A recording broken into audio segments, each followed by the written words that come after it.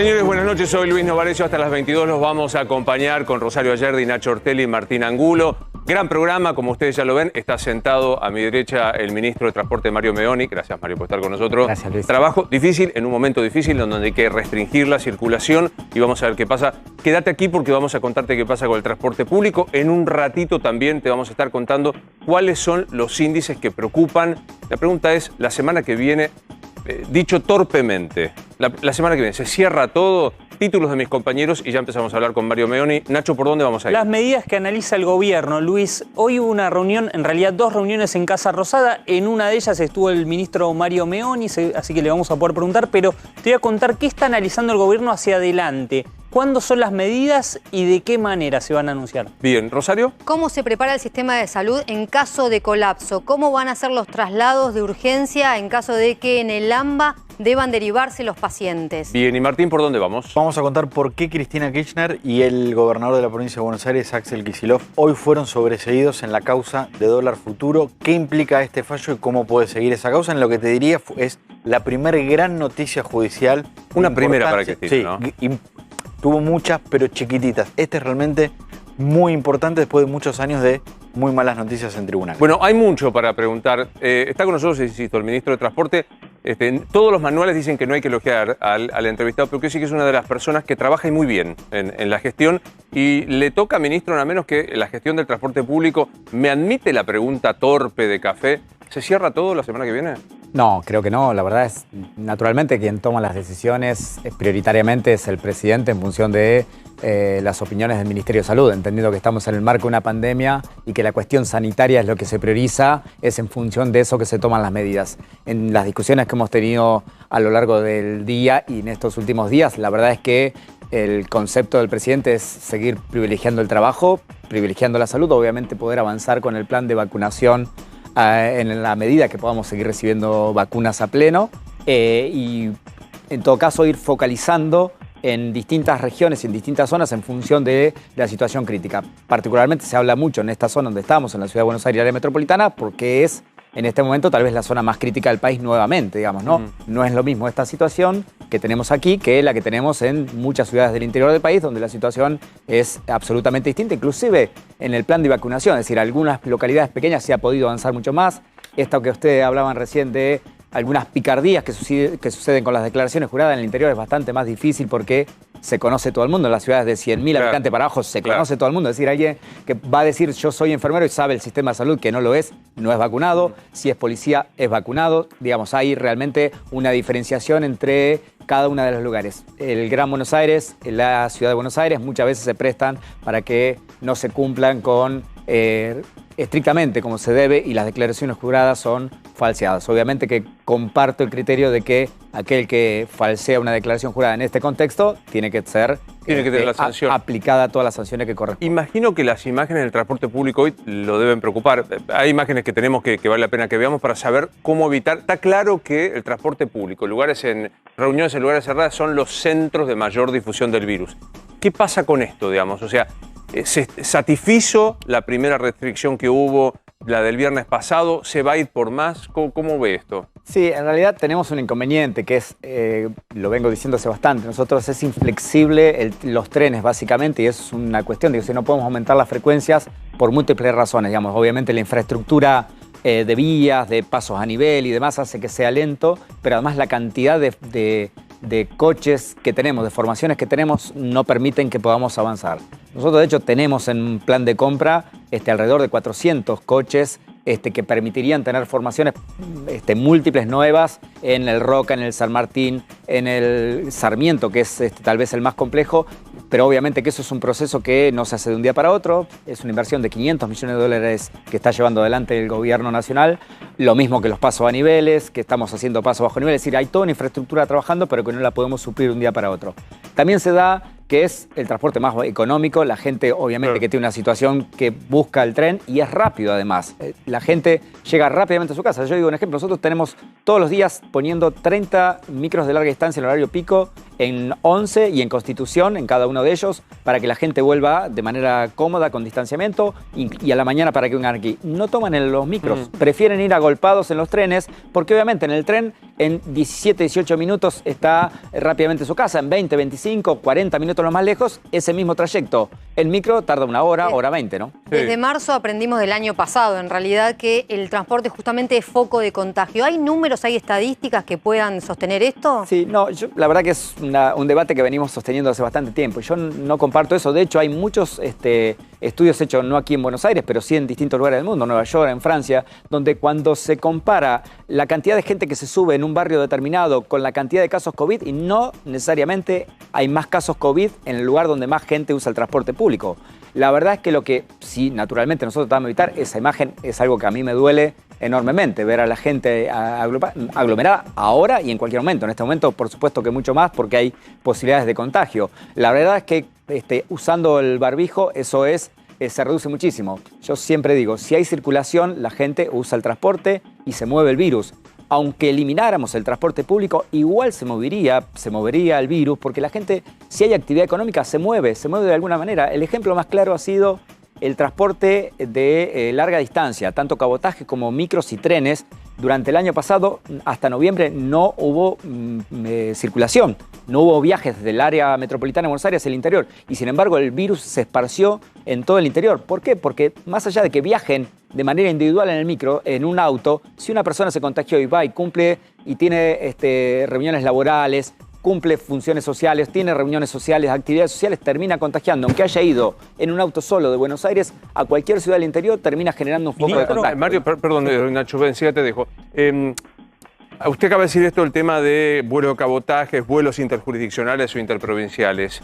Con nada, a Marte, 5 días de estas medidas, ¿alcanzan o no hay que descartar que se reduzcan más los vuelos de cabotaje y los transportes interjurisdiccionales? No, en principio no estamos pensando en restringirlo. Reitero, si vamos a mantener la actividad económica, es importantísimo poder tener la conectividad. Buena parte de quienes se mueven no lo están haciendo por turismo. Claramente el turismo ha sido dejado de lado. Es decir, quien hoy se están moviendo en la Argentina son personas que hacen o que trabajan o que hacen negocios y por eso se están moviendo. Es decir, en todo caso el turismo es muy particular, muy pequeño y está dado en algunos lugares muy específicamente. La mayoría de la ocupación que tenemos en vuelos de cabotaje, que es reducida ya la cantidad respecto de una época normal, tiene que ver con gente vinculada al trabajo. Y en micros de larga distancia, el factor de ocupación hoy está en el orden del 60% en los micros, pero estamos solamente con el 20% de las frecuencias de una época normal. Total. Sí, hoy usted anunció el tema de las ventanillas en el transporte público, que queden fijas de manera tal de que no puedan ser cerradas y que eso permita la circulación.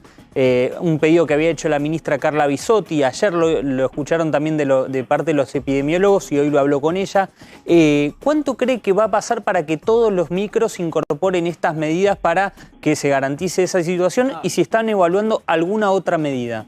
No, la verdad es que la fijación, en primer lugar, la reglamentación de que deben ir con las ventanillas abiertas en todo el transporte está desde el año pasado. Desde el momento que empezamos a aplicar los protocolos de transporte de COVID era obligatorio y es obligatorio. Lo que sucede es que muchas veces, obviamente, los pasajeros frente a las situaciones climáticas terminan cerrando tanto las ventanillas de los trenes como la de los micros y frente a eso lo único que queda es fijarlo. Fijarlo es bastante sencillo porque la verdad es que es simplemente poner un tornillo en la canaleta donde corre la ventanilla para que no se cierre, digamos, y eso es algo sencillo. Nosotros lo estamos empezando a hacer con las cámaras de transporte. Estuvimos reunidos ayer con todas las cámaras de transporte, con los trabajadores también. Hoy se ha prestado a bromas en algún punto el hecho que yo dije, bueno, me preguntaron, ¿va a ser frío? Bueno, sí, claro, es incompatible. Suele suceder. Claro, es incompatible que podamos tener el micro cerrado y tener ventilación y que no haga frío. Es decir, eso se va a dar naturalmente, pero tenemos que elegir frente a esas situaciones que es lo menos crítico. Obviamente, lo menos crítico es restringir al máximo posible las posibilidades de contagio de COVID y eso es lo que estamos pensando. Yo sé que usted se ocupa del transporte, ¿no? Pero digo, en el gabinete, ¿usted nota voces? Porque hubo un momento que había discusiones. El área de salud que era la más crítica, el área de economía que decía no soportamos más un cierre. Aparecieron otra vez las voces de decir 3 semanas de cierre a cara de perro fase 1 para dar un martillazo. No, por supuesto que siempre está en el marco de las evaluaciones. 3 semanas, la verdad que creo que es un tiempo demasiado amplio que nadie lo está pensando, digamos, ¿no? Me parece que puede ser mucho más acotado si lo hubiera, digamos. Hoy la verdad que no está en el análisis. En el análisis hoy es, en todo caso, reitero, restricciones en fase 1 en algún lugar determinado y específico si hubiese Sí. efectivamente una situación crítica. Sí, Martín. Ministro, hubo un momento del año, sobre todo de diciembre a febrero, donde prácticamente no hubo controles en el transporte, en los trenes, en los colectivos, inclusive en los aeropuertos. ¿Por qué pasó esto? No, primero, no hubo controles porque la verdad que había una baja de contagios y eso hacía que, yo reitero, creo que en etapa de pandemia, y claramente la gente lo demuestra con los números que tenemos todos los días, no viaja en el transporte para pasear. La gente viaja porque tiene una necesidad laboral y nosotros priorizamos que la gente utilice el transporte por necesidad laboral. Pero hay un control tecnológico que sí hacemos todos los días o todas las semanas que hacemos corte, que es nosotros cruzamos permanentemente la cantidad de tarjetas que se usan todas las semanas con los certificados únicos habilitantes. Y eso nos da, la verdad, un uso mayoritario de personas que tienen el certificado único habilitante. Hay un 20%, entre 20 y 30% que no tiene certificado único habilitante, que es los que se incorporaron de manera posterior, los últimos etapas, que es básicamente educación y personal doméstico que fue habilitado a mediados de diciembre que usaran el transporte público. Bien. Cuando uno contabiliza a esas personas, la verdad que el porcentaje de gente que no es habilitada a viajar es mínimo. La mayoría de la gente que viaja tiene el certificado. De hecho, cuando hacemos los controles en estos días, cuando hacen los controles en los distintos lugares, todo el mundo tiene el certificado único habitante, ¿no? A ver qué pasa en Constitución. Marcelo Padovani, buenas noches. ¿Cómo estás? Acá estoy. ¿Cómo te va, Luis? Buenas noches. Mirá, estamos sobre la Avenida Brasil. Es incesante, la llegada de personas. Claro, estamos en una hora de regreso a casa. Si bien no es hora pico, sí es hora de regreso. Le planteo una preocupación al ministro, Luis, una preocupación que me ha planteado varios pasajeros aquí en la estación Constitución. Bueno, lo de las ventanillas. Recién Nacho decía, hay una disposición para que las ventanillas de los colectivos permanezcan todo el tiempo abiertas. Vos sabés que esta es una zona muy crítica en cuanto a la seguridad, Luis. Claro. Aquí hemos visto decenas donde, no sé cómo llamaron, los delincuentes estos saltarines se trepan a los colectivos canguros. y roban celulares, por ejemplo. Los canguros, ahí está. Y una señora muy preocupada se me acerca, me toca el hombro y me dice, señor, diga por favor, ¿qué va a pasar con las ventanillas abiertas? Tengo mucho miedo de este tipo de robos, digamos, de la gente que se... Claro, seguramente esto debe estar evaluado, pero bueno, es una preocupación que tiene varias personas que me han comentado, Luis, en el transcurso de la tarde aquí en la estación Constitución. Por lo demás, estamos viendo que el movimiento, como te digo, el movimiento de gente es bastante, es mucho, tanto en el colectivo como en la estación de trenes. Ahí no es menor el dato. O sea, pues la verdad que la Argentina es un lugar difícil de gestionar. O sea, abrimos las ventanillas para la circulación, tengo frío, pero a su vez abro la ventanilla y me salta un canguro y me afana el celular.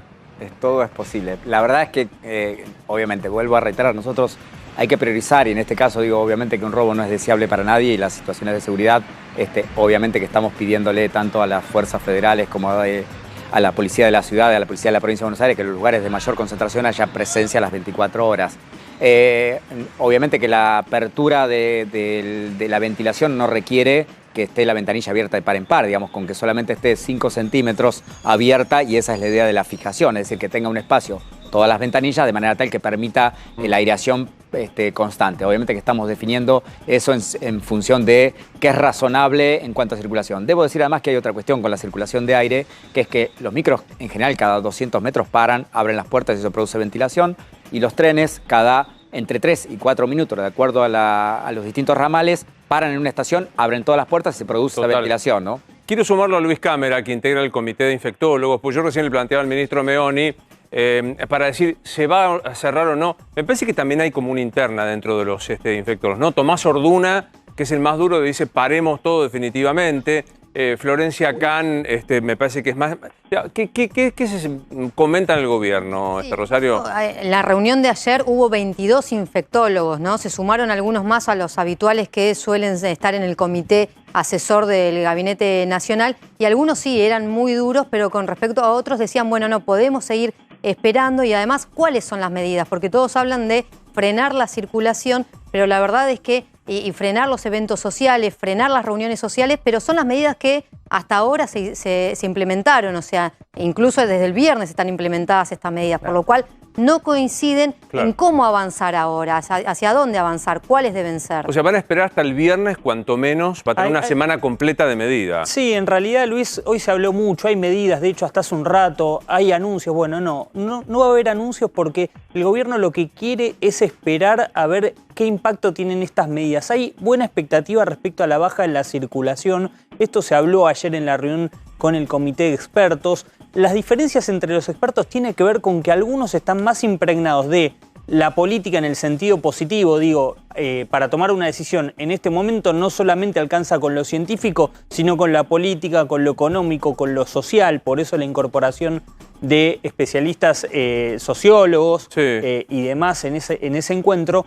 Lo que están evaluando, si querés te lo cuento, Luis, tiene que ver con límites a algunas actividades. A ver. El tema de los shoppings, la foto de los shoppings. La foto del Unicenter con la liquidación fue tremenda. Sí, Martín. Eso enojó particularmente. Que se abrieron, no es de este fin de semana los shoppings así. ¿Te parece? Me parece que no voy, pero cuando arrancó los shoppings había un contador en la puerta de los shoppings. Un contador, no un profesional de ciencia económica, un señor que te decía cuántos había, no te dejaban entrar, no sé, me parece que de golpe Eso enojó muchísimo a Axel Kicillof, Luis. Muchísimo la gestión de Axel Kicillof, hubo un enojo muy importante, se comunicaron con el municipio en cuestión para advertir de esta situación, lo están siguiendo muy de cerca, es uno de los puntos que puede llegar a entrar dentro del paquete de nuevas medidas, el tema de, bueno, ¿quieren mantenerlo abierto? Bueno, vamos a rever las condiciones para que también haya un compromiso no solamente de los estados, sino también de parte de los comerciantes y en este caso de las empresas. Sí. Un tema que, ya que está Meoni, también lo voy a preguntar, es el tema de los esenciales. Hay muchísimas categorías actualmente hoy habilitadas para viajar, hubo una merma en la circulación, pero hay también la consideración de que siguen siendo muchos, esto lo plantearon los epidemiólogos. El tema es a qué actividad vos afectás. Claro. Actualmente están circulando docentes y alumnos, que eso incrementan más o menos entre un 15 y un 20% de la capacidad de los trenes y subtes. O sea, el año pasado vos no tenías escuelas abiertas, por eso los esenciales no eran tantos también. 78 esenciales. Claro. O sea, hay 78 esenciales que... 78 oficios. ¿Se puede limitar eso, Mario? Sí, naturalmente, que digo, siempre es eso, digo, en función de las actividades que se fueron incorporando paulatinamente, fue incrementándose, por eso llegamos a tener un promedio diario, apenas empezamos las restricciones el año pasado, de 600.000 pasajeros día, 700.000 pasajeros día era el promedio, y hoy estamos en 2.100.000 pasajeros día, que fueron dándose con el incremento de las distintas actividades, ¿no? Naturalmente. ¿Se pueden limitar? Sí, claramente. Ahora, también es... ¿Cuál es la alternativa para mucha gente poder moverse y poder cumplir con su trabajo? El planteo que usted hizo, hay actividad económica, hay circulación. O sea, no se puede separar una cuestión de la otra, ¿no? Y el último punto, yo sé que va a ser el que más te va a interesar, Luis, tiene que ver con los cierres fuertes intermitentes. Ayer los epidemiólogos dijeron hay que cerrar totalmente, algunos dijeron hay que cerrar todo y después abrir con una fecha de inicio y una fecha de salida. Se está empezando a tomar forma el tema de cierres fuertes intermitentes.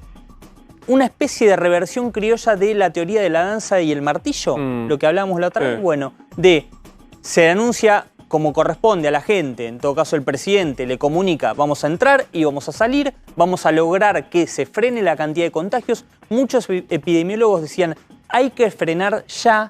¿Por qué? Porque hay mucho nivel de circulación del virus. Bien. Me decían, no va a haber una baja de la curva de contagios, pero tenemos que lograr de que haya un amesetamiento. Esa es la estrategia. A ver Luis Cámara, ¿en qué lugar de los infectólogos se inscribe? Luis, buenas noches, ¿cómo estás? Bien, primero no me ubico porque yo soy clínico, no soy infectólogo. Así que... Bueno, de los integrantes del comité... Tengo un espacio propio, sí. Está bien. De los integrantes del comité de expertos, ¿te ubicás de los que metamos a toda la gente adentro, como hoy dijo el doctor Tomás Orduna, o crees que hay todavía margen para restricciones menores? Yo creo que se puede todavía margen restricciones menores, pero estamos muy cerca del AMBA, a mi juicio, tiene niveles prácticamente de lockdown. Si esto lo mostramos a nivel internacional, la cantidad de fallecidos, la cantidad de contagios, la cantidad de gente que está en terapia intensiva es nivel de lockdown. O sea que el AMBA está en riesgo de cierre total. No sé si está en riesgo de cierre, tiene indicación sanitaria a nivel internacional cuando estamos cerca de 7 fallecidos, que vamos a llegar en una semana, 8 por millón de habitantes, y hay que pensar en hacer un lockdown, digamos un cierre demarcado, porque si no se escala mucho. Acá también hay una situación social y económica que hace que eso sea un poco difícil. Tendremos que ser ingeniosos en cómo comprimir al máximo las actividades, pero sin necesidad de que eso sea una cuarentena como la que hemos tenido anteriormente. pero que tenga intensidad de 10 o 14 días, algo hay que hacer en el AMBA, porque esta situación se va a transmitir al resto de las provincias, a lo mejor con pocos días de diferencia, pero va a ser muy difícil. Claro. La velocidad de crecimiento hace que se precipiten un poco los acontecimientos. Bueno, a vos te pasará, porque ya sos una persona notoria, que por la calle puede reconocerte la gente, que la pregunta que te hacen es, ¿nos meten a todos adentro? ¿Qué contestás a eso? No, todos adentro no, pero un grupo de gente va a tener que ir adentro en forma marcada, un grupo de gente no tiene que estar circulando, digamos, entre comillas, un grupo de gente no tiene que hacer manifestaciones, lo lamento. De esto es mi óptica, obviamente que es difícil hacerlo a nivel político, y restringir las actividades comerciales a las que sean realmente estrictamente necesarios. Probablemente todo el área de entretenimiento sí tenga que sufrir algo de forma significativa. No obviamente cerrar a lo mejor en los bares, pero minimizar al máximo los horarios, minimizar la cantidad de gente que pueda estar, igual que con los restaurantes, y a tener una actitud más vigilante en la calle. Para mí hay que vigilar el comportamiento de la gente. Yo sé que todo el mundo habla, pero un segundito, yo sé porque estuve mucho tiempo en Punta hablando de cómo viaja la gente, cómo es Constitución. Te digo que desde todas las cuestiones contagiadoras esas no me parecen de tanto volumen. Es mucho más volumen el desorden que tiene la gente en otros lados, cuando no es el desorden, cuando quiere sociabilizar, porque es es normal es natural. Menos en tiempo de coronavirus, lamentablemente, y no lo estamos de todo adaptando. Y también me parece que hay un margen para trabajar con los contagiados dentro de la casa para que no transmitan el virus. Y sí, yo haría, te juro, si pudiese, obligatorio el uso de barbijo, obligatorio. Pero todo el tiempo, a toda hora, en todos los lugares, todas las personas. ¿Adentro de casa? Cuando alguien está contagiado, hay que usar el barbijo dentro de casa cada vez que se contacta con el contagiado, para que no haya transmisión dentro de la casa. Nosotros el esquema del contagio interno lo manejamos mucho cuando todo el mundo hablaba, tipo la Organización Mundial de la Salud, que es por contacto, pero la aerolización es lo que te contagia. Y tener un aislamiento en un departamento de 90 metros cuadrados, viviendo 4 personas, tener un aislamiento aéreo es difícil, ¿eh? Te estoy diciendo, no te quiero decir lo que son barrios vulnerables, esas cosas, porque el aislamiento es virtualmente casi imposible. Sí. Pero ahí teníamos, hay dos cosas a nivel internacional, porque epidemiólogos ahorran vidas o no hacerlo te vas peor. Mucha movilización de gente, más que qué tipo de movilización, mucha movilización de gente y el no uso de barbijo. Y lo contrario, ahorra vidas el uso de barbijo. Y ahorra, por ejemplo, si nosotros usásemos más del 95 personas el barbijo, tendríamos un ahorro, yo lo pongo así, pero no se me ocurre otro término, fallecerían 6.000 personas menos acá a 3 meses. Estamos hablando de un 15% menos. Yo no sé si vos tenés un monitor que puedas ver lo que estamos pasando en este momento, Luis. Sí, pero veo un poco, sí. Fíjate, si lo pones a pleno, le pido gracias al señor director. Esto es el shopping, este es el Unicenter, si no me equivoco, ¿no? Donde se hizo cola porque había una liquidación. Sí, no me equivoco, también de Falabella. De Falabella, que se está yendo y está haciendo las liquidaciones. Esto es como, me parece, un foco de contagio, Luis, fenomenal, ¿no? Sí, esto es un foco de contagio, no tanto afuera, pero adentro sí, la gente se junta y muchos no usan el barbijo. Te vuelvo a decir, necesitamos el barbijo. Otra cosa, primero que no protege totalmente, pero sí protege algo, que los que se han cuidado mucho, yo me enteré que tú estás enfermado y te has cuidado mucho. Sí. Y me parece que no te pasó nada. ¿Por qué? Porque el uso del barbijo hace que tengas menos carga viral. Primero te podés contagiar menos y además de contagiarte hay un concepto llamado de variolización, que la carga de virus que te va a caer es un poco menor. Y eso también hace que no termines en terapia intensiva. Por lo tanto, el uso del barbijo es a lo asiático, ¿te queda claro? Y eso me parece que no es una restricción y las libertades y tampoco es una pena económica, todo lo contrario, si lo usásemos a rajatabla, la posibilidad de tener restricciones que eventualmente pueden comprometer lo económico van a ser mucho menor. Bueno, esto es la primera vez que yo lo escucho, no sé, mis compañeros, que podés contagiarte aún usando barbijo, pero el barbijo puede protegerte respecto de la intensidad de la carga viral. Sí, eso yo creo que lo dije algunas veces, bueno, se nos pasó, pero bueno, si no es así, te lo digo. Por eso es que mucha gente, de los que se cuidan mucho, en general no suelen tener enfermedades graves, porque se contagian con menor cantidad de virus. Obviamente esto no todos los individuos son iguales, esto no es una regla como una norma, pero el uso de barbijo tiene una doble ventaja. Y el virus se transmite el 99,9% por vía aérea y es muy contagioso. Por como yo me contagié, Luis, te puedo asegurar, me alcanzaron a estar con un paciente entre 5 y 8 minutos para contagiar. ¿Te queda claro? Preguntarle, Mario, hoy con estas nuevas restricciones, yo voy a un tren y no soy ni esencial ni tengo permiso. ¿Qué me pasa? No puedes subir. No me tiene que dejar subir. No, exactamente. Lo que sucede es que la verdad, reitero, en un tren tenemos centralizados los controles, básicamente Constitución 11, en las principales estaciones. Tenemos controladores en las estaciones de tren, es bastante más fácil de controlar la existencia de certificado único habilitante o no. En el caso de los micros, de los colectivos, es bastante más complejo porque tenemos aproximadamente 15.000 micros circulando en la hora pico con paradas cada 200 metros que cambian los pasajeros que suben y bajan. Por lo tanto, ahí es un control más aleatorio que se hace también y que hemos hecho, de hecho, muchísimas infracciones a través de CNRT respecto del no cumplimiento de la cantidad de pasajeros o de que no sean esenciales quienes están viajando. Pero la verdad que, reitero, son 15.000 unidades circulando en la Ciudad de Buenos Aires que cada 200 metros cambian la cantidad de ocupantes y el tipo de ocupantes. Por eso es bastante complejo, ¿no? Vuelvo a coincidir en el concepto. Hay actividad económica, es imposible. Es imposible. Luis, recién veíamos imágenes de bares, sobre todo en nuestra zona, ahí lo estamos viendo de vuelta. ¿Vos crees que la nocturnidad corre riesgo, por lo menos en nuestra zona de...? Yo creo que hay que reducirla al máximo y establecer controles, que la gente tome barbijo, que tenga distanciamiento. Sí, porque independiente que eso no deja de ser una actividad económica, que también me parece que se lo puede proteger económicamente por otro lado. El problema es que cuando tenés una carga viral muy grande, las restricciones severas van a caer por el propio peso. Van a caer por su propio peso. Vamos a tener...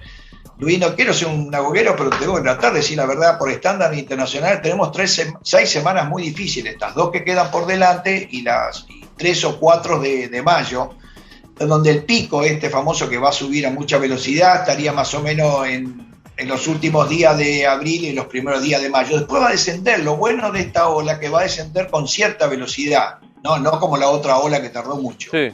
Pero claro, hay que aguantar la subida, hay que aguantar, es un Everest, ¿te queda claro? La subida claro. Es un Everest. Sí. Esa es la parte difícil. Y en el medio, sí, por primera vez logro ver que sí tengo miedo con el sistema asistencial en las unidades de cuidados intensivos en el mes de mayo.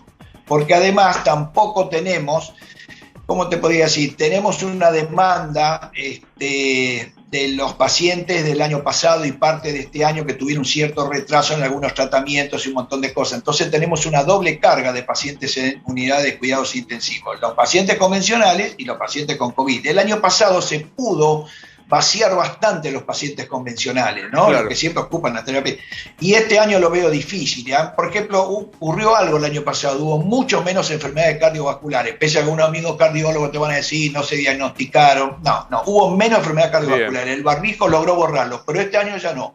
Entonces, muchas unidades coronarias que el año pasado pudieron ser reconvertidas a unidades de cuidados intensivos, sí. Pacientes clínicos, ¿no?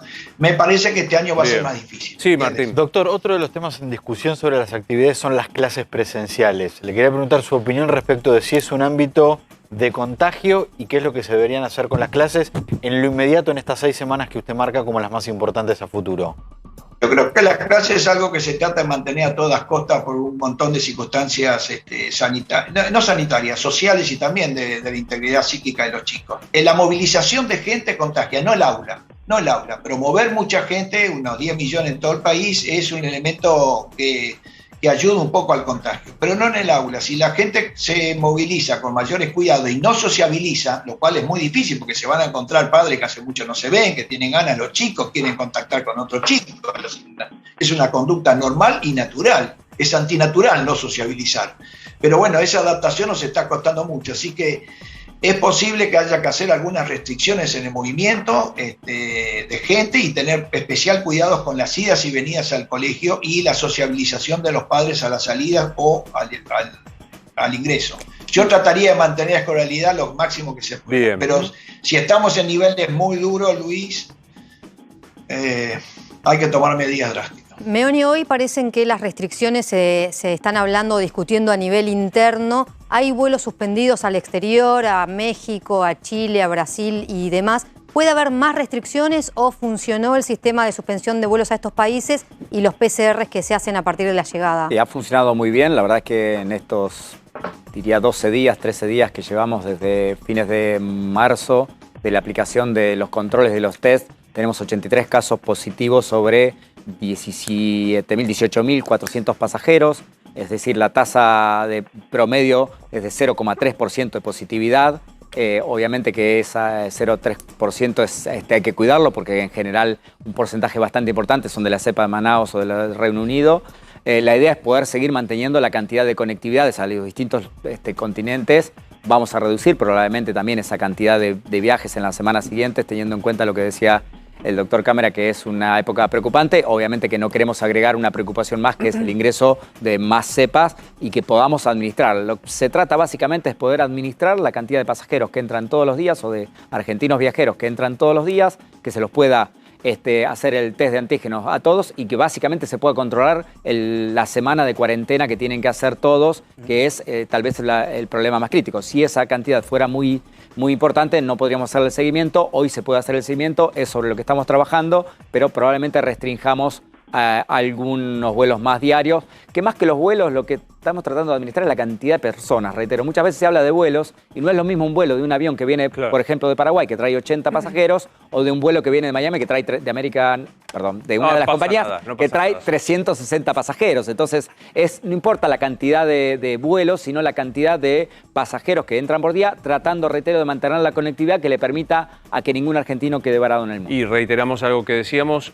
por ahora, viajes interprovinciales, interjurisdiccionales, vuelos de cabotaje no están como prioridad de reducción o cancelación. No hay prioridad de restricción. Lo que algunas provincias están adoptando es controles aleatorios o controles al arribo de sus provincias. Eso sí, y corre por cuenta cada provincia. Cada provincia puede tomar esas decisiones. Probablemente haya provincias que vayan incrementando esos controles que hoy no hay. En muchos sí hay controles de antígenos que puedan avanzar con más controles de antígenos. La verdad que la experiencia que tenemos aquí, excepto las cuestiones que son de grupos que viajan y están una semana haciendo turismo y demás, los grupos de turismo suelen tener al retornar contagios importantes que tienen que ver más con la actividad social que hacen durante el viaje de turismo que con el vuelo. El resto de los pasajeros, la verdad que lo que tenemos es un nivel muy, muy bajo de contagios.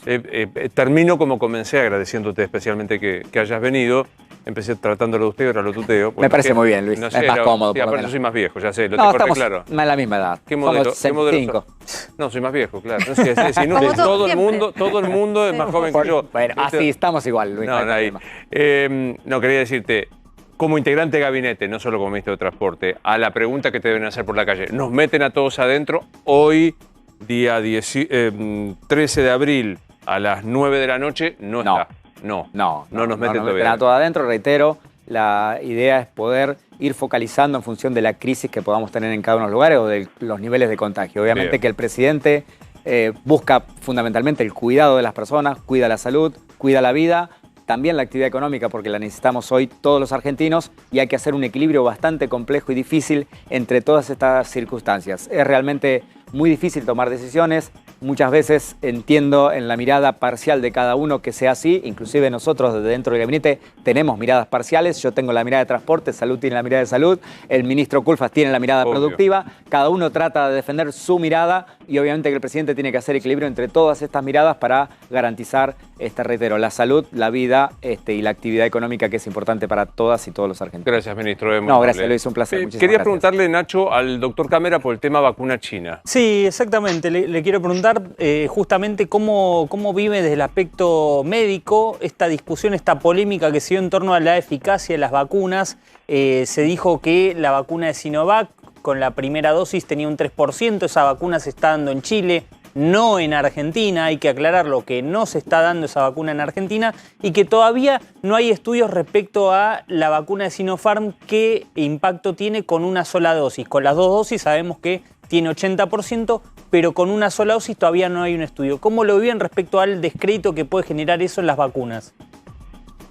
No, es obvio que como se presentó la información se genera descrédito porque hay un ánimo general de cierto temor a las vacunas. Entonces cuando van apareciendo los casos negativos como trombosis, todo eso tiene una repercusión gigante. Pero lamentablemente a veces las cosas no son exactamente como uno quiere. La vacuna, la CoronaVac, la Sinovac, es una vacuna que realmente la primera dosis tiene poca efectividad, según un estudio que hizo la Universidad Católica de Chile, Claro. del 3%, pero cuando se vacuna bien las personas igualmente no es una gran estrategia de contención porque está en un 50% y esta universidad lo llevó al 56%. O sea que un grupo grande de personas quedan, entre comillas, desprotegidas de la infección, pero sí tiene protección para las enfermedades graves. La vacuna Sinopharm llega cerca al 80%.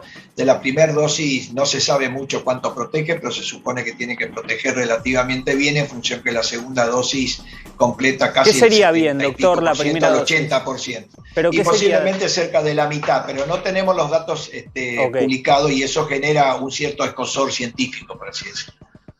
Luigi, gracias. Luisito, necesito 30, no, dame 30 segundos. Como ¿puede ser? aparte me Dame 30 usaste el segundos. diminutivo, por suerte hay alguien más grande que yo, venga. Bueno, me has hecho. Por favor, yo, independiente de lo que tienen que hacer los gobiernos, los intendentes, hay una parte que nos toca a nosotros. Entonces, por favor, el barbijo todo el tiempo, el barbijo en todos los lugares y el barbijo todas las personas. Y si alguien se siente enfermo, lo primero que tiene que hacer es aislarse. Después hago el diagnóstico de coronavirus. A veces se tarda 2 días en hacer el diagnóstico y puedo seguir contagiando. Eso, por favor, que es una medida muy práctica que puede ayudar mucho a salvar vidas. Enhorabuena. Gracias otra vez, Luis. Hasta luego. Hasta luego. Biden le escribió a Alberto Fernández. Sí, exactamente. Luis, se la entregó la carta a Juan González, quien mantuvo hoy un encuentro con el presidente de forma virtual, en Olivos, pero en forma virtual porque Me crucé en cámara. Salí en cámara como un cholulo. Perdón, pero pensé que estaba fuera de porque plano. seguía aislado, le dio la carta en mano. La carta, bueno, primero menciona el lamento del presidente Joe Biden por el diagnóstico de COVID que tiene el presidente, por estar afrontando esta situación. Le deseo una rápida recuperación, una pronta recuperación. Lamento enterarme de que usted fue diagnosticado con COVID. Por favor, acepte mis mejores deseos por una pronta recuperación. Pero lo que mejor cayó en el gobierno fue la frase que tiene que ver con el elogio de Joe Biden a la estrategia del gobierno, el compromiso del gobierno, de la administración, dice en la carta en inglés, contra el combate del coronavirus. Eso fue lo que más lo destacaron en la Casa Rosada, más allá del gesto de enviarle una carta, porque obviamente se da en medio de la discusión entre el gobierno y la oposición por las estrategias a seguir con el combate de la enfermedad. Bien, tema que le preocupaba especialmente a Jorge Asís, que nos está viendo y que mañana va a estar como todos los miércoles, respecto a la visita de este funcionario del presidente Biden.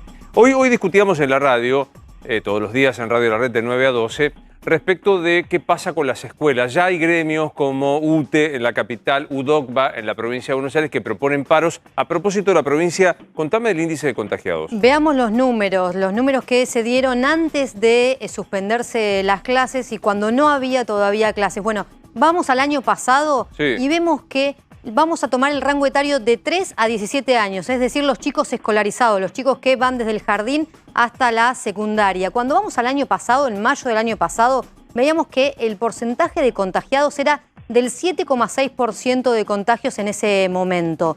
Pasamos 5 meses y vemos que baja un poco al 5,4%. Todavía sin clases ahí. Y la última fecha que había sin clases, el 20 de febrero, el 6% de contagios. ¿Cuánto es hoy el contagio en este rango etario que va a la escuela? El 6,5%. Es decir, no es la escuela un foco de contagios. Se están cuidando las burbujas. También hay números en la ciudad de Buenos Aires que era los que discutíamos. Pero quiero reiterar esto porque me parece contundente. Hoy teníamos una discusión con un sindicalista que él decía, las escuelas contagian. Fíjate acá, sin clases. Acá un cachito porque algunos empezaron el 13. Sí, digo, sin clases. 7-6, 5-4, 6.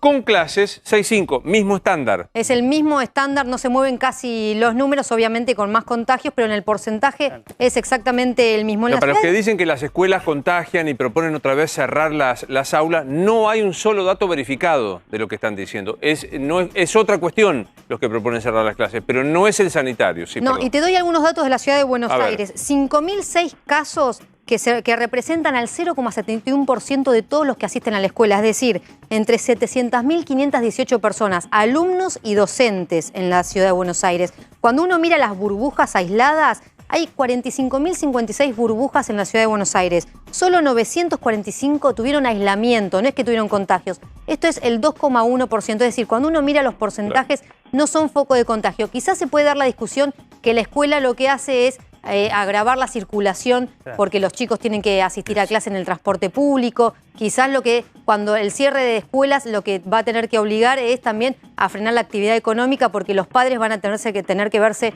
obligados a cuidar a los chicos. Pero hoy los números están demostrando que las escuelas no son focos de contagio, ni en la provincia ni en la ciudad de Buenos Aires. Bueno, me voy a sentar con Jorge Macri, el intendente Vicente López. ¿Cómo estás, Jorge? ¿Qué tal? ¿Cómo Bien. estás? ¿Se viene el cierre total para vos? No lo sé. Primero déjame dejarle un saludo a toda la familia de América y a los amigos de Mauro. Bueno, chateamos contigo un rato porque estaba programado que yo viniera ayer, pero no, era otro el tema. Y la verdad que para mí fue un shock. Todavía me golpea hablar de él. Es un tipo al que quiero mucho, me cuesta... Es difícil usar el pasado. Sí, es difícil, porque además, de alguna manera, en la medida que uno recuerda a alguien, permanece, pero fue siempre tremendamente generoso conmigo. Siempre me acuerdo que me dio lugar cuando yo no existía, me escuchaba casi con atención, tenía esa capacidad de que parezca que era importante lo que uno decía y nada, quería darle un abrazo a la familia, a los profesionales que convivieron con él, la verdad que se lo extraña. Hoy hablé con... Si estuviera Mauro en este momento, me estaría diciendo... Preguntarle a... Tal cual, hoy hablé con Jonathan y aprovecho para contárselo porque hay muchísima gente que lo quiere y lo sigue a Jonathan y obviamente me usó la palabra que se usa en estos casos, me dice estoy roto, no lo puedo creer, así que le mandamos un gran abrazo a Jonathan, a Ivana, su hermana y especialmente a Leonor, la mamá. Vuelvo con la pregunta, ¿te parece que el gobierno tiene intención de cerrar todo? No lo sé, son las versiones que escucho. Lo que me preocupa es que no haya un abordaje integral.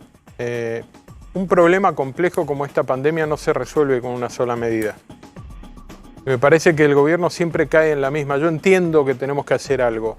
Ahora, en el mundo hasta ahora, porque hay verdades, digamos, hay un momento donde parece que estamos discutiendo hasta lo que está científicamente comprobado. Vos acabás de mostrar números ahí que son contundentes. Son números, es estadística, es ciencia, no es una opinión. Yo creo o no creo. El yo creo no mata. Tenemos que sacarlo de encima. Creo. La ciencia es la ciencia. Después habrá otras cosas donde tu mirada, mi mirada, pero los números son los números. En el mundo, el confinamiento y el límite a la circulación funcionó para frenar la pandemia cuando viene acompañado de otros 3 factores centrales. Mucho testeo, aislamiento cuando se identifica un caso y vacunación. Hasta los países más potentes donde se hizo cumplir con el estado de rajatabla del confinamiento, cuando lo hicieron sin vacunación, no vencen a esta enfermedad. Esta enfermedad se vence con vacuna, por eso que no tengamos vacunas y que las pocas que tenemos no lleguen a los brazos correctos, es un agravante tremendo. Volver a pedirle un esfuerzo a la sociedad, cuando uno ve cosas como las que pasó hoy con esta chica que la familia trabaja en la Municipalidad de Merlo, vive en Vicente López, la chica, pero se vacunó allá, y que la respuesta sea, y bueno, si burló el sistema, ¿cómo si burló el sistema? El Estado no depende del compromiso moral de cada individuo. Si lo hay, mejor, la vida es más fácil de todo, pero el Estado, la norma, está para imponer cuando el límite moral y los principios fallan.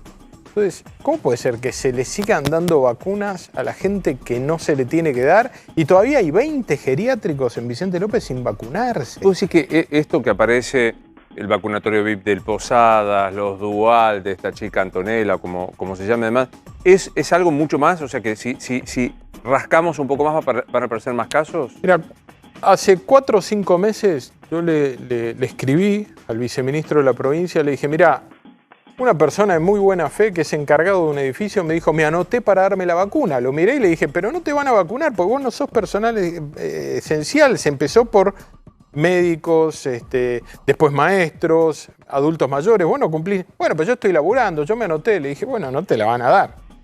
Escribí a Nicolás Kreplak y le dije, mirá, pasa esto. Me dijo, quédate tranquilo, cuando vaya al hospital, si el sistema no lo detectara, le van a pedir que certifique si es empleado de salud, y si no lo es, no lo van a vacunar. ¿Qué pasó? Lo vacunaron. Sí. Igual que esta chica. Ahora, mi pregunta es, los que la vacunaron hoy a esta chica, o cuando la vacunaron, ven llegar una chica joven. Digo, ¿no le preguntan si es personal de salud? Porque claramente adulto mayor no es. En un geriátrico no está. No le preguntan. Y si le preguntaron o no le preguntaron, y si le preguntaron y la vacunaron, y si no le preguntaron, ¿siguen laburando? Ahí hay un lío, porque yo pedirle al vacunador que se ocupe de esto es un lío. Nacho planteaba, dice, el tipo que recibe en el ámbito del lugar debería hacer el chequeo. A mí me parece que es muy frágil el sistema, porque me anoto... Claramente el sistema está mal, debería pedir alguna matrícula, algo que certifique que alguien es trabajador de la salud, o la edad, digo, sí, no es tan difícil, la edad no es tan difícil. Ahora, cuando vos vas a un vacunatorio, en el proceso te sentás en 3 mesas distintas. En alguna mesa te preguntan la misma cosa que te preguntaron antes, o sea, esto lo hablas con cualquier vacunado y te dicen, no sé, me pasaron de una mesita a la otra y me volvieron a preguntar casi lo mismo, ¿no? Entonces, es como que se intenta justificar la presencia de X cantidad de gente que antes no estaba en el Estado, ¿no? Que fueron tomados para esto. Ahora, nadie le pregunta, no le pueden preguntar, yo no digo el que vacuna. El que vacuna está, viste, cuidando que la dosis esté bien, no desperdiciar vacuna, ver si de 2 frasquitos en lugar de 10 saca 11 por lo que sobra. Ahora, los que están antes no pueden preguntar. ¿Y los que no preguntaron no tienen consecuencias? Es verdad esto, yo creo que es mucho mayor, por más que a la ministra Bisotti le moleste hablar de vacunatorio VIP, me cuesta creer que solo Ginés sabía este tema, que andaba con los frasquitos de vacunas bajo el brazo. Dicho esto, pasa lo siguiente, hay que resistir las vacunas envenenan. Vi a Álvaro de la Madrid los otros días en un tuit disparatado, que no quiero citar, digo, hay también una posición... Nunca fue mi caso, y estoy en contra de esa mirada. Sí lo hace. No sé si mi espacio o algunas personas, no es una postura del espacio. Cada uno se hace cargo de lo que dice. Yo lo dije de entrada, yo no tengo problema con que la vacuna sea rusa. No es un problema de banderas. Cualquier vacuna que sirva, bienvenida. Tomamos medicamentos, nos damos vacunas, no sabemos de dónde vienen. Lo que tenemos es la tranquilidad que alguien controla que eso sirva y un médico que te dice tomalo o no, digamos. Nunca tuve esa postura. Mi postura es clara, hay que tratar de defender la vida, quiero cuidar a los ciudadanos y a los vecinos de Vicente López como cualquiera. Ahora, lo que digo es, no da todo lo mismo. Cuando vos después de 1 año y 4 meses le venís pidiendo esfuerzo a la gente y la gente ve estas cosas, el ejemplo, el rol ejemplar de quien gobierna es relevante, no es una anécdota. Estar con el tapaboca, respetar la distancia social, no convocar a reuniones que no tienen que ser convocadas y vacunar. No, digamos, el otro día el jefe de gabinete dijo, después de que los intendentes hicimos un planteo, el grupo Dorrego hizo un planteo, le dijimos, somos 21 intendentes que tenemos la capacidad de vacunar al 75% de nuestras localidades con lo que ya tenemos, dennos vacunas. ¿Qué nos contestó? Cómprenlas. Ustedes pueden comprar. Falso, mentira. Los municipios no podemos comprar vacunas, está prohibido por la ley. La norma dice que solo pueden importar vacunas, solo los laboratorios o el gobierno nacional o las provincias, ICABA. Nosotros no. Digo, es siempre la chicana, es la cosa chiquita. La verdad es que hay un punto donde tenemos que tener una responsabilidad mayor, porque a la gente después le pedimos un esfuerzo descomunal. Porque aparte sucede esto, ¿no? Vos decís, vamos a suponer que se produjera un encierro. Pues sí, otra vez vuelve a pesar sobre el ciudadano de a pie, en su bolsillo, en su libertad de circulación, en su angustia social, después que no testeaste lo suficiente, no controlaste lo que correspondía, no conseguiste las vacunas que habías prometido. Y no diste el ejemplo. En el caso de los vacunatorios, las vacunas incorrectas. Claro. Y el ejemplo no es un dato menor. Todos sabemos cómo nos miran a los que tenemos una responsabilidad de comunicar, de gobernar. No te podés portar como cualquier otro. Tu ejemplo tiene que ser más alto. Pero además hay algo que vos decías recién. Siempre le caemos al mismo. Parece como con los impuestos. El que está a la luz, la liga. El informal, el ilegal, dale que va. Y mi sensación es que este nivel de contagio no se ha generado en función de lo formal y de lo legal. Ocurrió en virtud de lo informal y de lo ilegal. El problema no es el pequeño comercio de barrio. El problema no es el gastronómico que cumple. El problema es lo que ocurre por afuera de eso. Yo me acuerdo cuando se prohibía hacer deporte en cualquier lado. Sí. Vos agarrabas la Panamericana Y a los costados de la ruta veías la gente jugando al fútbol, abrazándose. Los contagios empezaron el Día del Padre fuerte, el Día del Padre y el Día del Niño. ¿Por qué? Porque en muchos barrios, en muchas zonas, se hicieron campeonatos de fútbol, se festejó. ¿Y cuál es la respuesta? Caigámosle al que tenemos a la luz. Quiero abrir a la mesa, pero digo, me contaron que tu gobernador, Alexei Kicillof, se comunicó con algunos intendentes y le dijo, ya sé que hay un montón de problemas, pero les pido que me banquen porque voy a salir duro. Hoy salió Bernie. Hoy Bernie fue terminante y dijo, hay que cerrar todo de todo por 3 semanas. ¿Te llamó Kicillof para decirte algo así? No, lo que le diría es, si definen una norma que sea clara y contundente, yo puedo discutirla si me dan la charla de discutir antes. Después la voy a respetar, porque para mí... La norma es la norma. La norma es la norma. Digo, yo no puedo pretender exigirles que cumplan con la norma cuando vacunan y después decir no voy a hacer cumplir una norma que definen para otra cosa. Ahora, no hay un ámbito de diálogo previo. Hay una comunicación. También lo que digo es, si se van a poner firmes, pónganse firmes en serio y usen la fuerza pública. No nos miren a los intendentes y pretendan que con un empleado municipal limitemos la circulación. Podremos ayudar en otras cosas, pero la policía tiene que tener un mandato muy claro y concreto. ¿En serio alguien puede creer que el nivel de fiestas ilegales que ha habido no contó con, por lo menos, la mirada cómplice de la policía del lugar? ¿Qué nivel de ocupación tienen de camas en tu distrito? El 80%. El 82%. ¿En lo peor de la pandemia? Similar.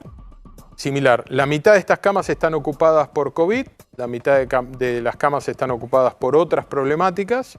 Lo que empezamos a hacer es, empezamos a desactivar cirugías programadas que no sean urgentes para ir liberando, tener más camas. O sea, hoy el sistema hospitalario no está en riesgo de colapso, tenemos respiradores disponibles, estamos destinando... Hicimos lo mismo que hicimos a mediados del año pasado, empezar a prepararnos para una mayor demanda hospitalaria.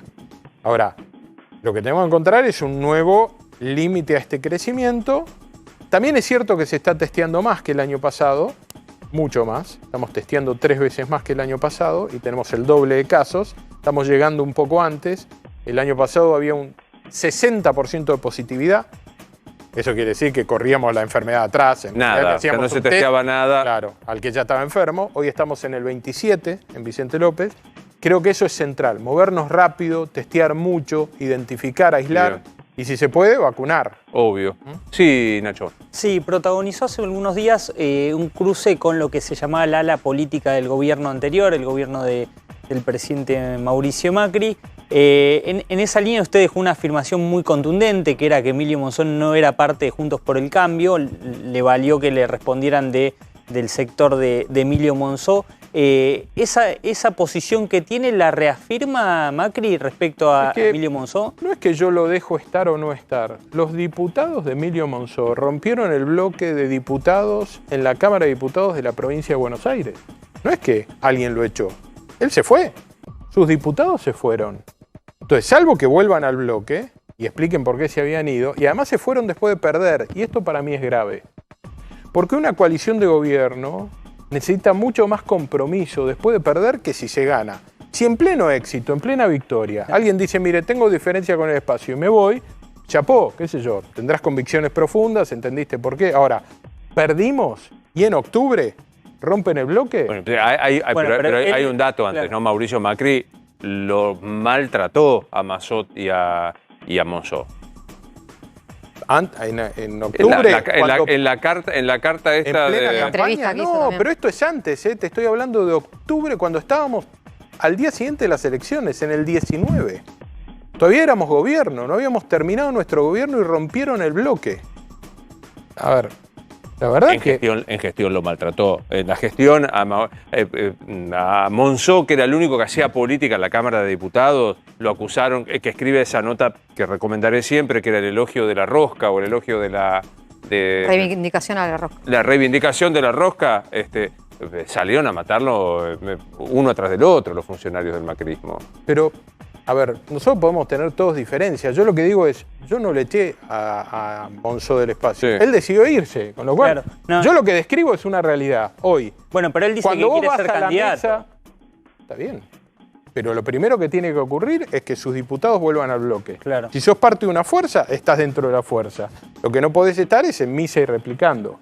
Esto que te dice Massot en el tuit, que es interesante, hoy tengo ganas de complicarte, diré, hoy me levanté con ganas de complicarte la vida, que Santilli no es de la provincia, que Monzón no es del espacio, que querés ser candidato por descarte. ¿Qué querés ser? Candidato por descarte, perderle el miedo a las PASO, que hay que ganarle a los K, no a vos. Ahora entiendo por qué hablan de eliminarlas, te habla directamente a vos. Me habla a mí sin ninguna duda y yo le contesto.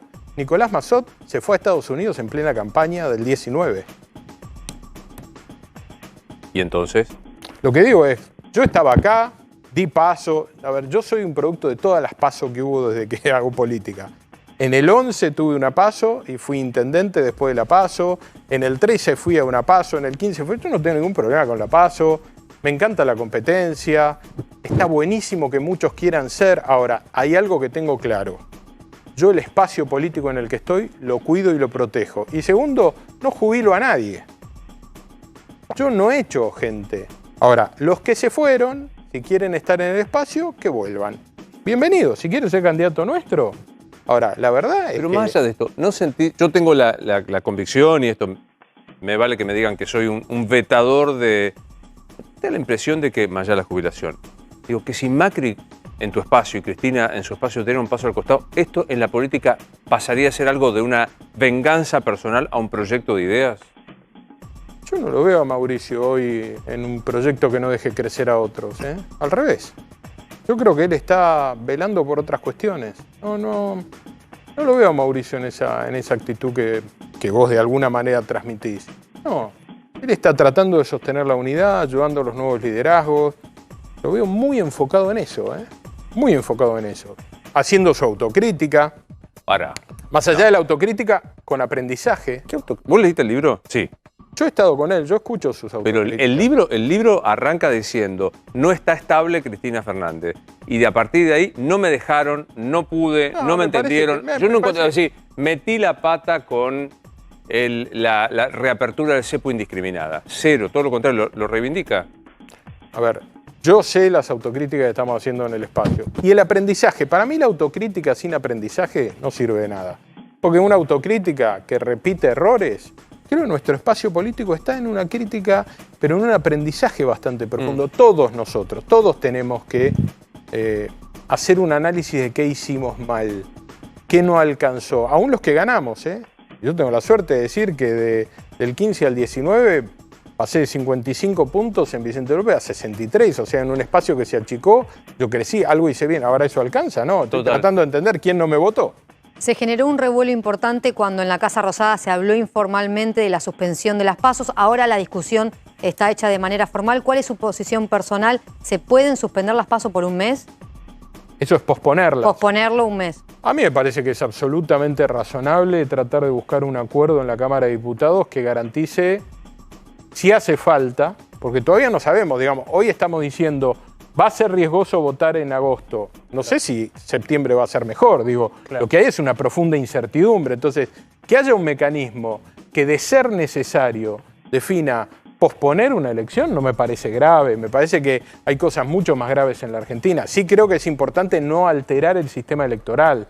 No me parece que sea un momento para empezar a inventar cosas creativas que pueden beneficiar a uno en detrimento del otro. Ahora, parece absolutamente razonable. Y yo lo que dije en esa reunión informal, que en realidad nos convocaron para otro tema, que era una firma, un convenio de recursos para hacer obra en los municipios, es discútanlo en el Congreso, no es acá con nosotros. Ese fue mi planteo y lo sigo sosteniendo. El ámbito para escuchar a todas las voces, a todas las provincias, a todos los partidos políticos, es el Congreso de la Nación. Planteado ahí... Si me preguntás, ¿me parece grave institucionalmente que en lugar de votar en agosto se vote en septiembre y en lugar de octubre en noviembre? La verdad que no. Y la idea, yo soy de esta idea tuya que hay que respetar las reglas, no se cambian en el medio de la discusión.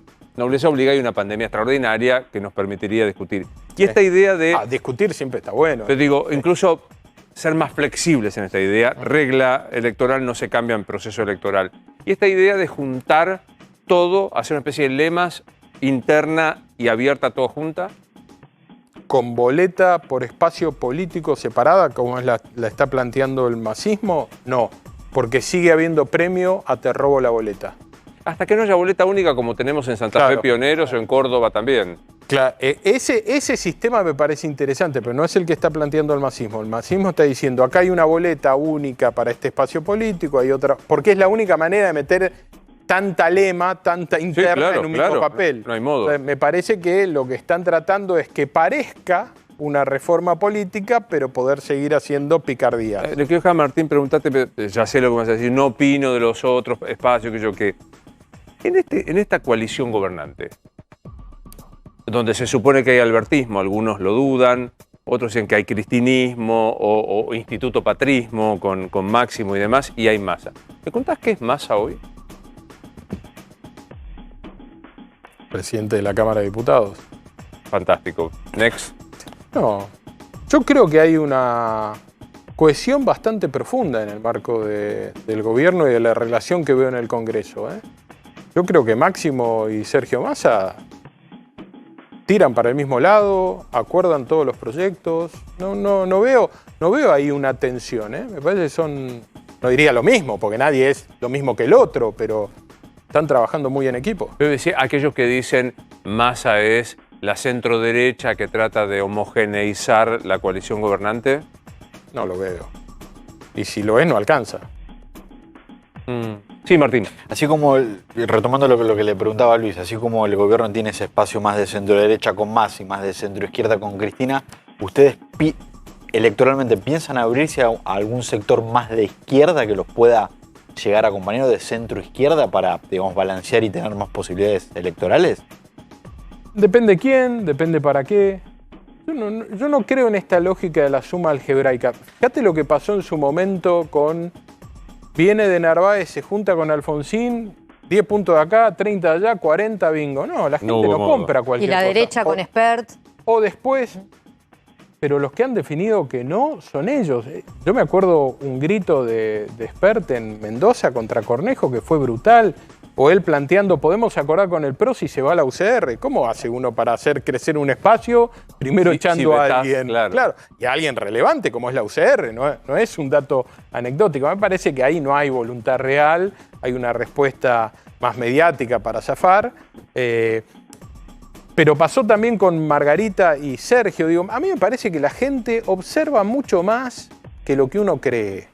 A veces los laboratorios electorales dicen si combino esto con aquello, y nos va a ir bárbaro. No, la coherencia, la solidez, el sostener un posicionamiento, no sé si en el corto, pero en el mediano y largo plazo la gente lo valora. Entonces me parece que hay que ir por ahí. No sé si es ver qué agarramos. En realidad el cambio y el crecimiento tiene que estar en cada uno de nosotros. Yo soy el mismo que en el 11. Ahora, en el 11 me votaron el 39% de los vecinos, la última vez el 63%. ¿Qué cambió? ¿A quién sumé? No, cambié yo. Mejoré yo, representé más, aprendí. El crecimiento no es solo a quién pongo al lado, como si fuera un fenómeno mágico. Es cómo yo represento más gente, cómo rompo prejuicios, cómo la gente me entiende mejor, cómo aprendo de lo que no hice bien en el pasado. Creo que ese es el crecimiento profundo. Pero, a ver, muchas veces las alianzas electorales, sobre todo en los últimos 15 años, no tienen esa lógica. Digo, hemos visto gente que ha ido junta, que después se peleó a muerte, gente que estaba no es el caso hoy. Gente que estaba peleada a muerte. Bueno, es cierto. Ha sido la moneda corriente. Ha sido la moneda corriente que nosotros estamos tratando de que no se repita y que lo venimos logrando. Es una coalición que perdió, permanece unida. Trata de hacer la mejor autocrítica que pueda, cada uno la hará de su lugar, un aprendizaje profundo y volver a presentarnos en sociedad. Creo que eso, para un país que necesita alternancia y control, es bastante bueno. ¿Alcanza?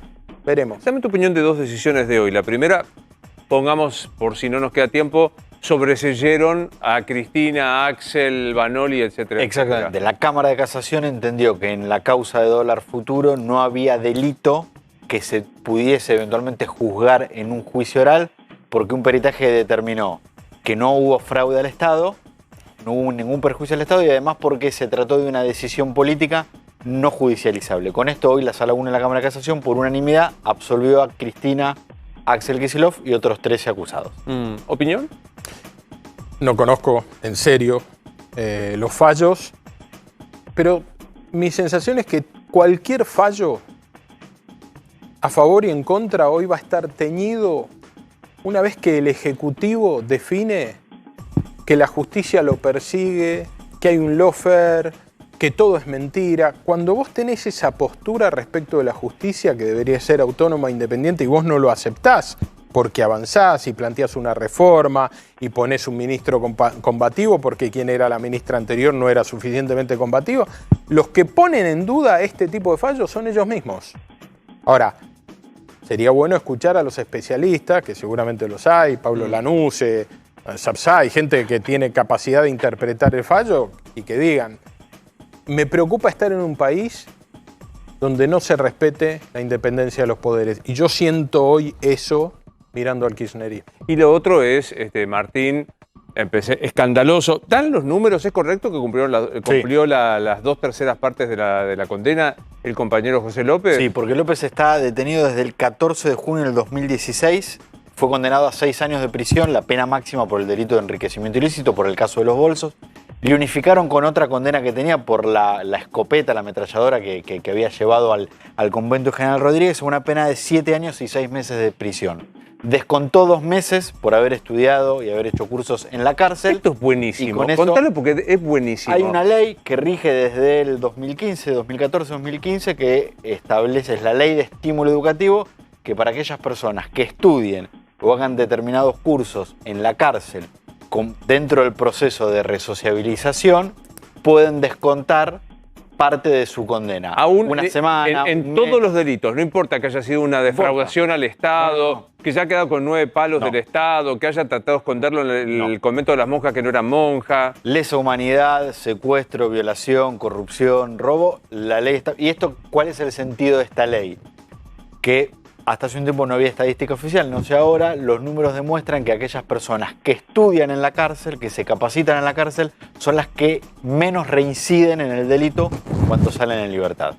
Esa es la razón por la que deberían estudiar, porque eso les permite... La repersonalización de... No salir antes. Pero digo, es un escándalo, o sea, te afanás 9 millones del Estado mínimo, porque el resto... El origen de la causa, me acuerdo que lo llevaba Rafecas a esto, ¿no? El origen del dinero que hicieron, que el termosellado, nunca se pudo saber de dónde venía ese dinero. Nunca se pudo determinar quién fue el que le dio a López esos billetes. Nada. Sí, y el otro dato no menor es que en el convento había bajado 3, había 6 en el baúl. Nunca supimos dónde iban esos 6. Sí, total. Última, muy cortita, Rosario. Hablando con un consultor de renombre, me decía el otro día que si usted quiere tener chances en la provincia de Buenos Aires, debería empezar por sacarse el apellido, porque el apellido Macri en el territorio bonaerense, después del 2019, quedó muy golpeado. ¿Tu madre es? Boga. Boga. Da un poco más, un poco más. Soy Jorge Boga Macri. Yo, con ese criterio, no debería haber mejorado en mi elección en Vicente López. Bueno, pero no es un distrito modelo del conurbano bonaerense en donde están los 6 millones de... Bueno, hay que recorrer Martelli, Munro, Carapachay, hay de todo. Vicente López no es solo Libertador al Río. Pero, a ver, yo soy Macri, Jorge. La gente, en la medida que me conoce, notará mis virtudes y mis defectos. Mi desafío es representar a los que nos quieren votar hasta ahora y a más gente. Es un desafío de trascendencia. Ojo que Boga da más proletario. Pero el Boga tiene un problema que parece abogado. Mirá dónde me vino Santa Fe. Me vino una Boga a la parrilla o una cosa. Mañana va a estar Jorge Asís en una de sus últimas columnas puso Jorge, Boga, Macri, porque tiene esa teoría que tengo que usar otro apellido, como él usó otro apellido, en una tensión con su padre. Le dije, mirá, yo tengo que demostrar lo que soy y veremos cómo me va. Gracias por venir. Gracias a ustedes. Siempre, muy amable. Nos vamos.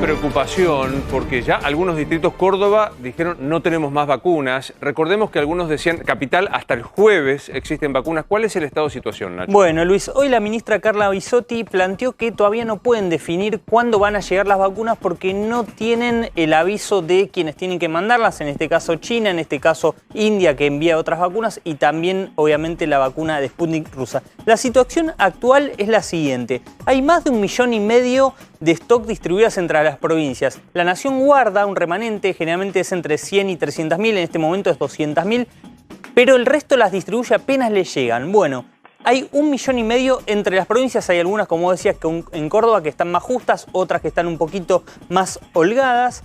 Y lo interesante es saber qué está esperando el gobierno respecto a las vacunas. La llegada de Sputnik, todavía no podemos precisar cuánta cantidad están esperando Sputnik porque ni siquiera el gobierno la sabe, porque esto es así, es Rusia te llama, envías el avión y ahí cargas y podés definir cuántas. Y sabemos que con Sputnik lo máximo han sido 500.000. 500.000 es el máximo. Es el máximo envío que ha llegado. Hace 10 días que no entran vacunas a la Argentina, que no llegan vacunas a la Argentina. Resalta eso, hace 10 días que no entran vacunas a la República Argentina. Exactamente, 10 días se cumplen, es un dato, no es para alarmarse, pero sí para tenerlo en cuenta de la escasez que hay de vacunas a nivel mundial. La Sinopharm, bueno, Sinopharm van a llegar 1 millón de vacunas, eso es lo que está esperando ahora en el cortito plazo. Recordemos, hay un contrato más amplio de 3 millones que tendrían que estar llegando en el transcurso de estas semanas, de las próximas semanas. La Covishield es la vacuna de AstraZeneca que viene desde India. Claro. Son 580.000, es medio millón, es un número importante, pero todavía no están.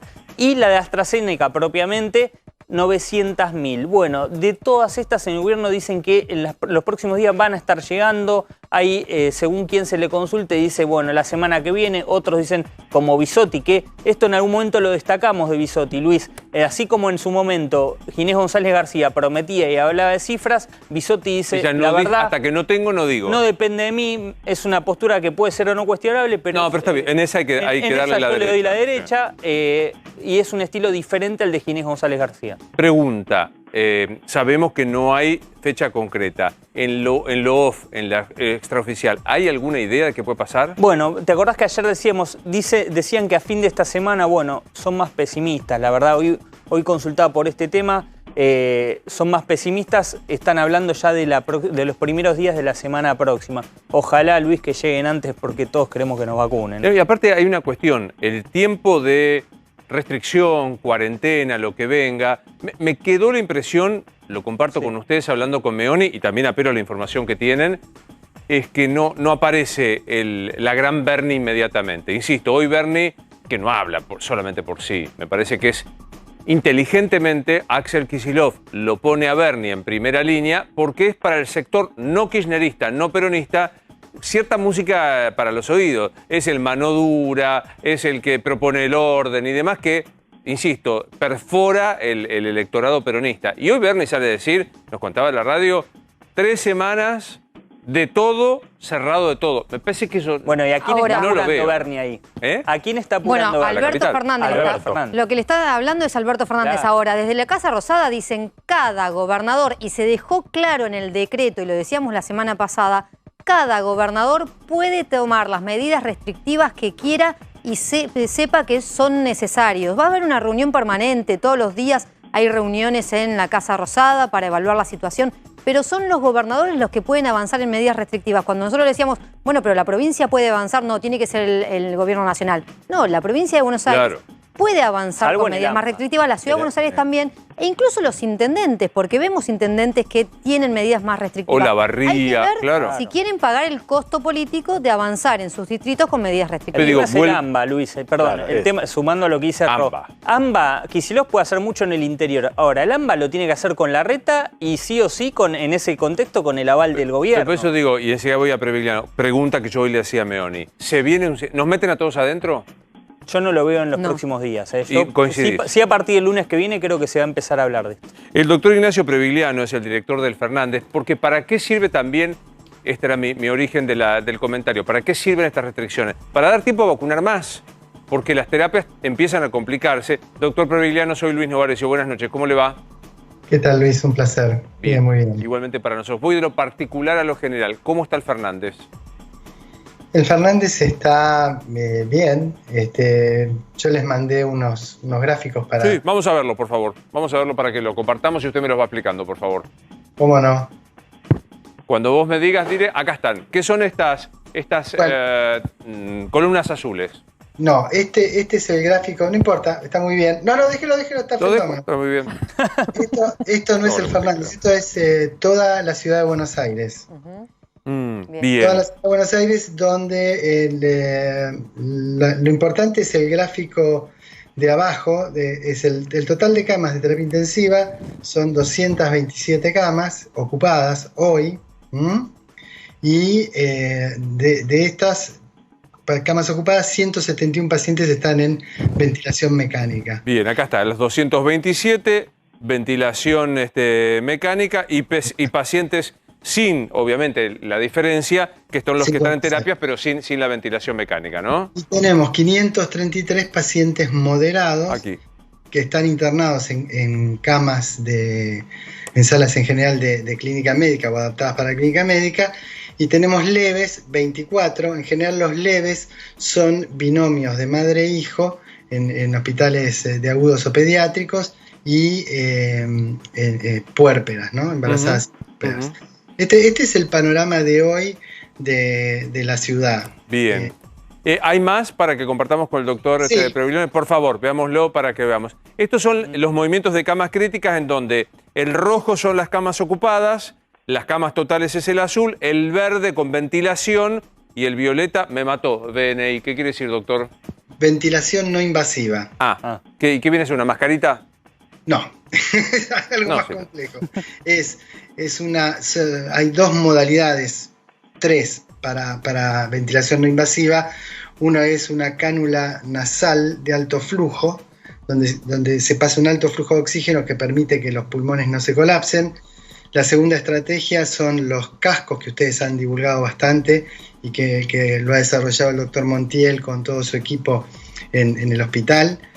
Y la tercera manera son las máscaras de presión expiratoria positiva continua, CPAP, que todo eso hace que el aire entre a los pulmones, que los pulmones no se colapsen y que el paciente no tenga necesidad de ir a la ventilación mecánica. Claro, ahora, permítame, doctor Previglione, que tome esto. Todas las curvas, camas ocupadas, camas críticas, con ventilación o las otras, todas subieron al 3 de abril. Estamos hablando de 10 días.